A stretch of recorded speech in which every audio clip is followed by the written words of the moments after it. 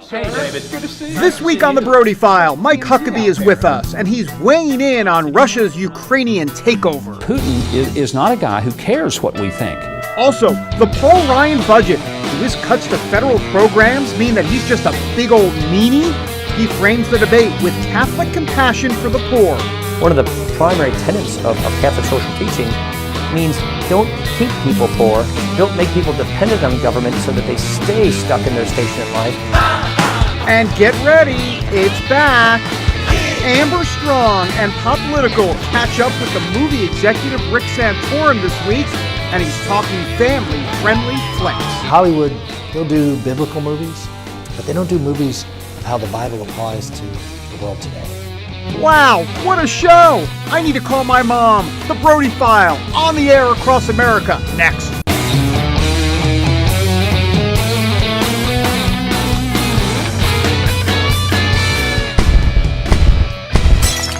And welcome everybody to another edition of the Brody File. We are jam-packed this week. Of course, we're not more jam-packed than the Brody File refrigerator.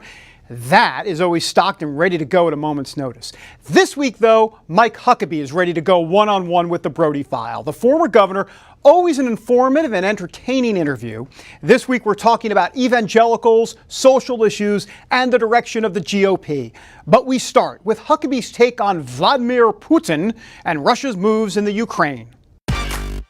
The problem with the current situation in the Ukraine is that this goes back not even 5 years, and you can say that the American role in it is a 5-year-old problem of slowly disintegrating our influence in the world and the sense in which people really respect and fear us. So that's the issue. You can't fix in 5 days what you've spent 5 years messing up. But the bigger issue goes back hundreds of years in the Ukraine. You know, this is not something that is uniquely about Vladimir Putin and the uprising in Kiev and the fact that he wants to protect warm water seaports in Crimea. I mean, those are some real issues for him. In his mind, think about it from his perspective. You have an uprising against a democratically elected government in Kiev. He sees that his ports could be in jeopardy. He has to have those Black Sea ports for his Navy, and so preemptively, he goes in and says, I'm going to make sure that my interests militarily in those ports are being protected. Now, am I saying that justifies his actions? No, but I'm saying rather than just assume that he's completely wrong and that we're completely right, let's look at it from the perspective that he's seeing it. And let's understand that Putin is not a guy who cares what we think. And he cares less now than he did a few years ago because he knows that even though he may not be the superpower that the Soviets once were, he sure is acting more like it than we are. While the Obama administration has to deal with Putin, the GOP has to deal with an internal war. Grab the popcorn. It's the Tea Party versus the GOP establishment, and Huckabee opines on that. What I sense across the country is that conservatives realize there's a lot at stake, too much at stake, for us to be letting small things overcome big things. Big things are America's place in the world right now. Big things are the economy. Big things are the huge debt we have. Big things are the fact that we have a government that is out of control and is acting unconstitutionally in utter and reckless disregard for the law. Pass a law, but then pick and choose which parts you actually are going to enforce, and even just arbitrarily and unilaterally suspend parts of them. Those are big things. Those aren't little. Those are big things. And little things within the conservative movement, I hope, are finally taking a back seat to the fact that we're seeing there's a real challenge in front of us to get America back on track. Of course, the elephant in the room, however, is whether the Republican Party should be putting social issues on the back burner. Don't get Huckabee started on that topic. I think it's a mistake to think that younger voters are going to make their entire election decisions on a candidate's position on same-sex marriage. If a candidate can articulate that the reason that he's for traditional biblical marriage is because of his biblical viewpoint, then will they hold that against him any more than they would hold it against a Muslim who won't eat pork or drink liquor? I mean, if they do, then the problem is bigger than what the position is. It's why he holds the position. So what I think has to happen is that those of us who believe in a biblical framework of marriage need to just explain, look, I recognize I may ultimately lose this argument with the voters. I haven't so far, but I might. And if I do, then that's the way things go. But it's not going to change my mind, because this is not for me a political issue. This is an issue bigger than that. I respect other people. I will even accept if the voters choose a different direction. But I'm not going to change my view just to win your vote, because you're asking me now to do something that would violate my spiritual conscience, not just my political aspirations. All right, so what happens if issues like traditional marriage and abortion are ditched by the GOP? Huckabee has a little straight talk express for the party. It leaves them at home. They just don't go vote, which they didn't do very strongly in 2012. There were fewer evangelical voters who voted for Romney than voted for McCain. If 10% more evangelicals had voted for Romney, Romney would be president right now. So this notion that don't mention those issues because, you might offend the voters who are leaning left, you better worry about, are you going to leave at home, cool off, and completely chill out the voters who just will say, well, I have really no one to carry the issues that matter to me. And that is Mike Huckabee here on the Brody File. All right, well, look, while Republicans struggle to find their way in the world, so do the Democrats, folks. How about the big tiff between former White House spokesman Robert Gibbs and House Minority Leader Nancy Pelosi? So Gibbs said the following when he was talking about the controversial employer mandate in Obamacare, which states that employers with over 50 people have to provide insurance for workers. Gibbs said this is his quote, "I don't think the employer mandate will go into effect. It's a small part of the law. I think it will be one of the first things to go." Wrong answer, because if you're a Democrat, you just don't say something like that. And Nancy Pelosi pounced. Well, of all the things that I want to say about the Affordable Care Act, Robert Gibbs' opinion, I don't know who his clients are or what his perspective is, but we are celebrating the fact that we have over 7 million who have signed up. Yeah, you see her smiling through that, but she needs an Excedrin. All right, quick, let's FedEx her one. Can we do that? Anyhow, one guy who could use an Excedrin or two is House Budget Chairman Paul Ryan. He's out with his annual budget. It's being treated like a fiscal piñata by the Democrats. They hate it. What a shock. Here's what it calls for. Take a look. $5 trillion in cuts over the next decade. That, he says, would balance the budget. Of course, the cuts he's talking about are to food stamps, certain domestic agencies, and reducing the federal workforce. Now, he also has a repeal of Obamacare in there as well, along with privatizing Medicare. Now, we spoke with Ryan about the budget and his tactics, and when we spoke to him, we did it on the campaign trail back in 2012. There I am, nice jacket, by the way. My jacket, that is. His Catholic faith is central to how he sees himself helping the poor, and it's a classic from our Brody File video vault. Here is the way we look at dealing with the safety net. We want the safety net to be there for people who can't help themselves, and we want it to be there for people who are down on their luck so that they can get back on their feet, back onto lives, independence and self-sufficiency. So when we look at the safety net, we look at not treating the symptoms of poverty to make it easier to cope with and live with and to stay on. We look at the root causes of poverty so we can eradicate poverty and end the cycle of poverty. Using my Catholic faith, we call it the social magisterium, which is how do you apply the doctrine of your teaching into your everyday life as a lay person? To me, the principle of subsidiarity, which is really federalism, meaning government closest to the people governs best.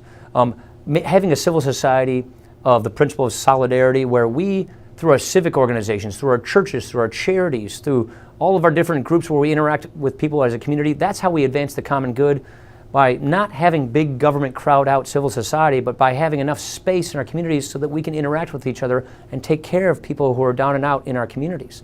Those principles are very, very important. And the preferential option for the poor, which is one of the primary tenets of Catholic social teaching, means don't keep people poor, don't make people dependent on government so that they stay stuck in their station in life.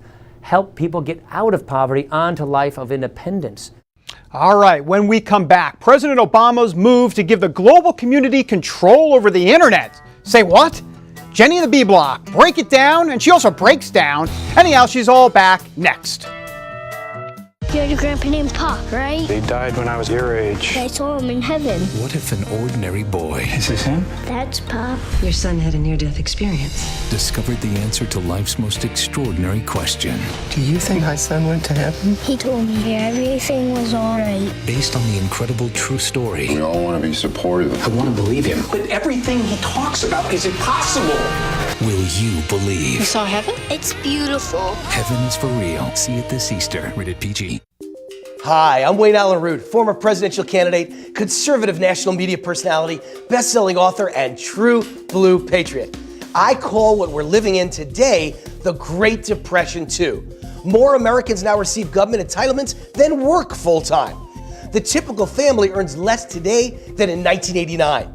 I understand exactly what's happening to this economy and how you can protect yourself. So I sat down and taped a 30-minute DVD on the topic with all the critical steps needed to ensure Americans can both survive and thrive in 2014. It's called The Timeless Truth About Money, and it's only available in this special TV offer by calling the number below or by visiting online. Thanks to Swiss America, you'll finally understand the true goal of Obamacare, how our trillions in debt will sink the economy, and most importantly, why your golden years require a whole new golden strategy. Call now. Start planning your journey to the Holy Land. Come to Jerusalem. Breathe the air Jesus breathed that very night in the Garden of Gethsemane. Walk in his footsteps to Golgotha. Step inside the tomb. See the stone where his body lay. Glory to God, he is risen. Ask your pastor or visit goisrael.com to learn more about making the journey that will transform your faith in God and his word. Experience Israel. You'll never be the same. And welcome back, everybody. All right, well, look, with big government at it again, this time the Obama administration may be actually giving up power. Well, it really could prove to be detrimental for people all over the world. And to dig deeper into this issue, we had to get a little help from Jenny in the B Block.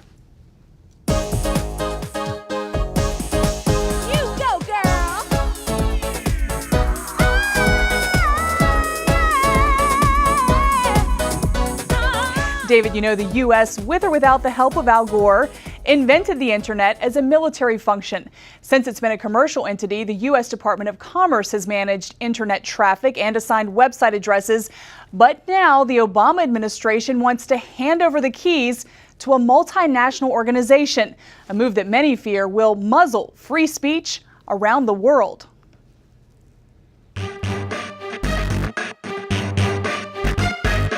America has always had a hand in the managing of the World Wide Web. Even conservatives who typically want to limit the role of government say it's an example of Washington doing something well. It's a very relaxed control, which is why I think we've seen the internet grow to be an incredible voice of freedom, not just in the United States, but around the world. In the late 90s, the Commerce Department formed a nonprofit agency called the Internet Corporation for Assigned Names and Numbers, or ICANN, which governs the system that assigns website addresses and directs internet traffic. We're talking about every email, every time that you search something on Google. I mean, we're talking about every transaction. Sure, every transaction. But following Edward Snowden's revelations about America's spying activities, the Obama administration is feeling international pressure to give away the authority to direct web traffic. Even the head of ICANN says everyone with an interest in the internet deserves a voice in the management of it as equal partners. But the big question is, if the internet isn't in U.S. hands, whose hands do we trust? China and Russia are waiting in the wings to fill the vacuum if the U.S. cedes control. And there's a great fear that the internet will eventually wind up in the hands of a UN committee called the International Telecommunications Union. It's controlled by bad actors. In fact, they've now passed already a resolution through that will allow governments to shut off websites, and that won't be a violation of human rights. Congress is considering two actions. One delays the transfer of control. Another requires congressional approval before the Obama administration can act.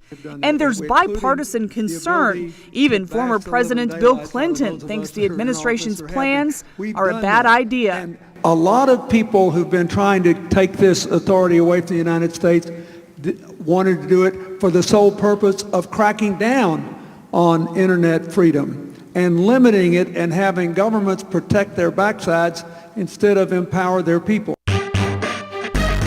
Americans are also concerned. Nearly 120,000 people have signed this petition to keep the control of the internet in the land of the free. For the Brody File, I'm Jennifer Wishon. Thanks, Jenny. All right, coming next, when it comes to the big Bible blockbusters, does biblical accuracy really matter to viewers? More on the Brody File next. Attention sleep apnea patients. Are you tired of the expense and hassle of getting your CPAP and BiPAP supplies? Are you fed up with dealing with ill-fitting, leaking, or worn-out masks and straps? Are you worried about the effects that unsanitary tubes, cushions, and filters have on your health? If you said yes to any of these questions, Allied Medical Supply Network has the solution to your problems. You could qualify to have your supplies regularly delivered right to your door at little or no cost to you. That's right, no more inconvenience, no worn-out masks and straps, no more unsanitary equipment, just restful sleep. Call Allied Medical Supply Network today to determine if you may qualify to receive your fresh, brand-name supplies at little or no cost. Don't delay. Call us now to see if you are eligible to save money on regular delivery of your CPAP and BiPAP supplies. Call 1-800-815-9947. That's 1-800-815-9947. Or go to cpapsupplyhelpline.com. And welcome back to the Brody File. All right, well, look, here we go again with someone being attacked for their views on traditional marriage. The CEO of Mozilla, Brendan Eich, stepped down last week after the controversy over a $1,000 donation that he made years ago to California's Proposition 8. Well, Proposition 8 was a state constitutional marriage amendment which passed in the California state elections in 2008, but a federal court eventually ruled it unconstitutional in 2010. Anyhow, when gay marriage advocates got wind of Eich's recent promotion to the CEO of Mozilla, they attacked his beliefs. Eich resigned amid the controversy. In an interview with the Guardian newspaper, this is what he says, quote, "I don't want to talk anymore about my personal beliefs because I kept them out of Mozilla all these 15 years we've been going. I don't believe they're relevant." You may have heard the big debate over the movie Noah. Should you see it? Should you stay home? Well, a lot of Christians are upset that the movie doesn't actually follow the true story of Noah in the Bible.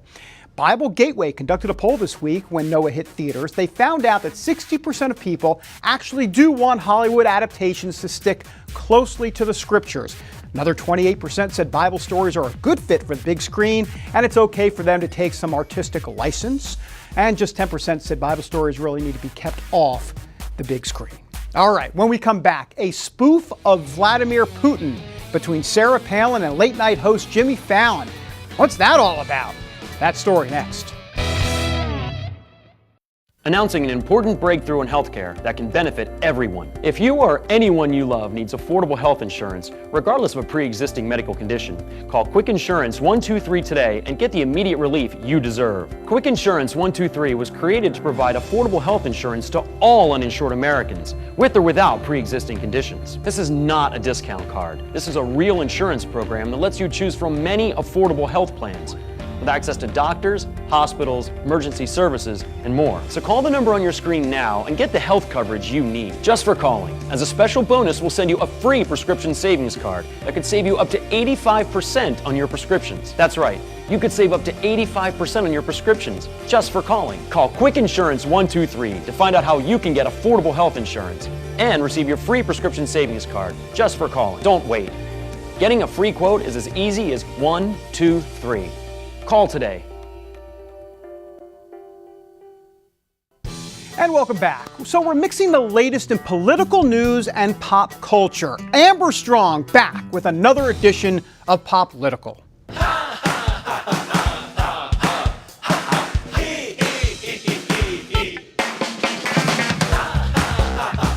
This week on Poplitical, we're talking selfies. Selfies, that all-important picture you just have to get. No matter the time or the place. We've even gone as far as turning famous pictures into, you guessed it, selfies. And everyone's getting in on the action lately, even our politicians. So, we here at Poplitical had to pop the question, if you could take a picture with any politician, who would it be and why? Abraham Lincoln, right? Abraham Lincoln, okay. Why? Because he was revolutionary and pretty much changed America. That's a tough question. I would probably have to say Abraham Lincoln because of everything that he stood for and what he did for our country historically, you know? Abraham Lincoln is a popular, so you did very well. Is that a good answer, right? That's a good answer. I would probably take a selfie with Jawaharlal Nehru. He was the first Prime Minister of India when we got independence. But only because I want to ask him a question. Why was he so political that he had to divide India into India and Pakistan? Yeah, that's it. Bill Clinton. William Jefferson Clinton. Why? Because he's a Georgetown grad. I went to Georgetown. I think it's a pretty cool connection. Nice to chat with him, talk about his experiences. He's also still pretty powerful today out of the office. I like it. You know, he took a selfie with Jimmy Kimmel last week. Yes, him and Hillary and Chelsea. Yeah, in response to the Oscar selfie with Ellen. Yeah. See, you're up on your pop culture and your politics. Thank you very much. You should host this show. I don't want to take you out of a job, so. So tweet me your answers at Amber C. Strong. All right, so it's the ultimate combination of politics and pop culture. Former presidential contender Rick Santorum is making movies. That's right, he is the CEO of Echo Light Studios. Take a look. Well, we've done 2 productions since I've been CEO. One is The Christmas Candle, which was a beautiful film that came out at Christmas time, and we're really excited about it releasing to DVD and TV for this next Christmas, and there's lots of interest. You know, we had a limited release, so a lot of people wanted to see the film, couldn't see it. Now they're going to get their opportunity, and so we're excited about that. And then we have a movie on the Hallmark Movie Channel called The Redemption of Henry Myers, which is really Hallmark's sort of stepping out a little bit and doing something that's really straight down the line as sort of a faith story. You're dead man, Myers! How long have I been here? 3 days. You were pretty near death when we found you. God must have something planned for you.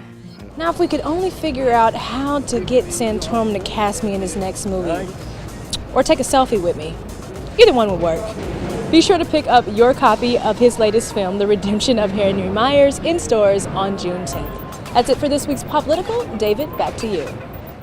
And thanks, Amber. By the way, that David Ortiz, President Obama's selfie, turned out to be part of a promotional campaign for Samsung that the president had no clue about, prompting the White House to say, perhaps maybe this will be the end of all selfies. All right, speaking of walking the line of politics and pop culture, it seems these days that no political career is complete without a stop by the late-night TV talk shows. Well, Sarah Palin is no stranger to the late-night couches, but we want you to check this out. This is a spoof of Vladimir Putin and Palin. Well, it's actually not Putin, it's late-night host Jimmy Fallon. Right after he talked to Obama, Putin made another phone call, this time to someone who actually predicted his invasion of Ukraine back in 2008. Hey, this is Sarah. Hello, Miss Palin. It's me, Vladimir. Okay. What are you doing calling me? Well, I heard that back in 2008 you predicted that I would invade Ukraine. Is this true? You betcha, Vlad. You betcha, Vlad. I once invaded a country called You Betcha, Vlad.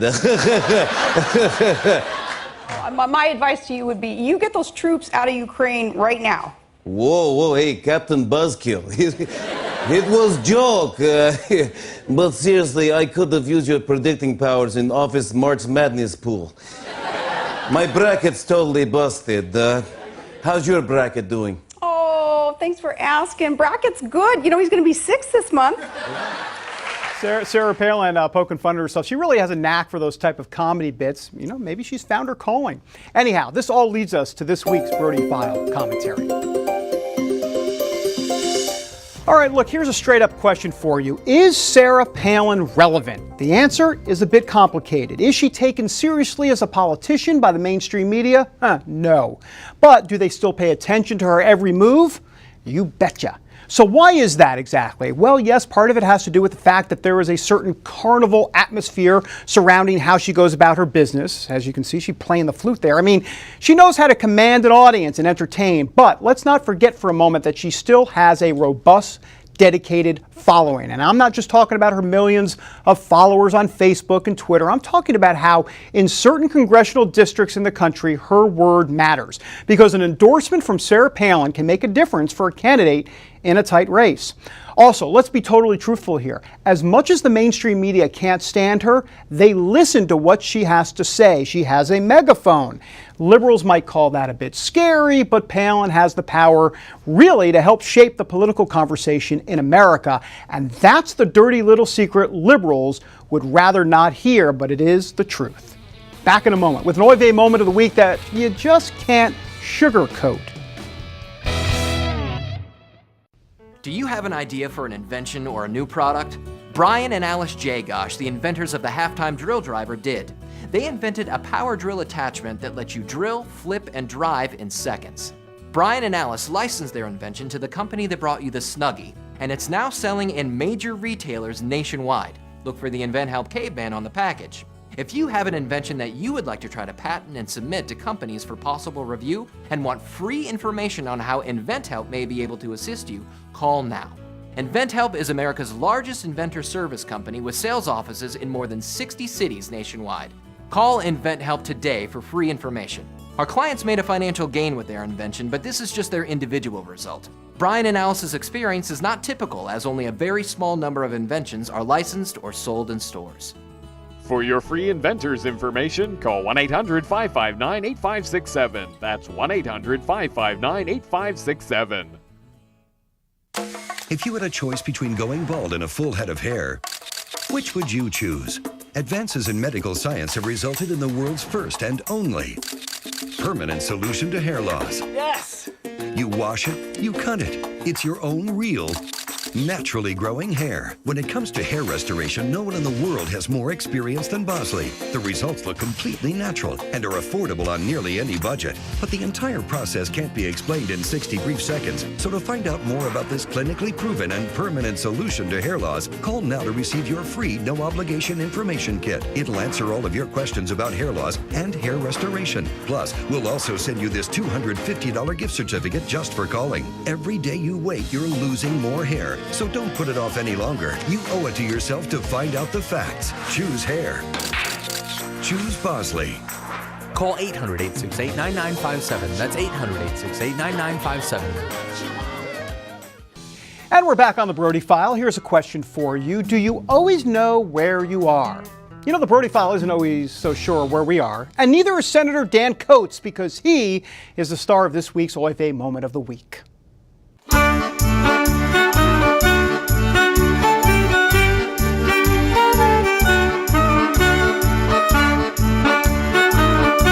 Well, God bless Dan Coats. The senator from Indiana is a conservative guy, he's a Hoosier, but he also got a bit lost this week on Capitol Hill.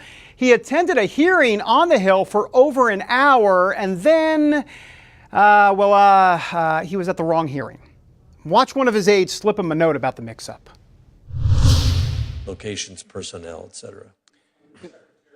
Undersecretary Cohn, I just wanted to I just got a note saying I'm at the wrong hearing. Oh, okay. I've got the right room number, but the wrong hearing. Fine, I'll go try to find out where I'm supposed to be. Okay. Now that's funny. Where am I? Where am I supposed to be? It also made us go oy gavolt. By the way, afterwards, Coates had a little fun with the whole episode. This is what he tweeted, quote, "I think the Russians have been messing with my schedule." Hey, a little Cold War humor. Gotta like that. That does it for this week. Until next time, everybody, God bless. Have a great week.